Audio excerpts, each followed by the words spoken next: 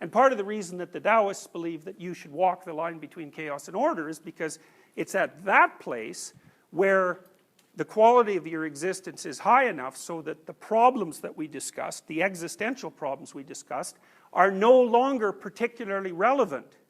And you might say, well, what's the meaning of life? And I might say, well, you can't really ask that question linguistically, because there isn't a linguistic answer, just as the problem itself isn't linguistic, right? Suffering is not the word suffering. Suffering is something that you embody.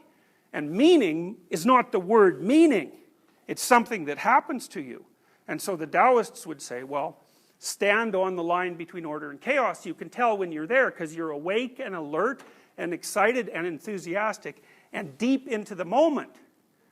And that's a good place to be. And I think the reason that your nervous system does that to you, and this is an evolved issue, is that your brain wants you to be on the line between order and chaos, because that's where dynamic stability is best attained, right? Because your problem is, how do you maintain yourself, right?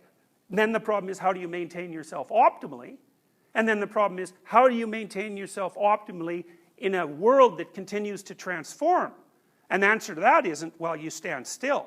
The answer to that is you transform yourself at the rate that keeps you in sync with the transforming environment. And since we're adapted to transforming environments, there's no reason to assume that when you feel the best about what you're doing, so to speak, there's no reason to assume that that's not exactly where you should be. Why else would you feel like that? Engaged and interested and not plagued by a surfeit of, say, existential problems. And so then meaning becomes something you discover and attempt to inhabit rather than some conceptual answer to a conceptual problem.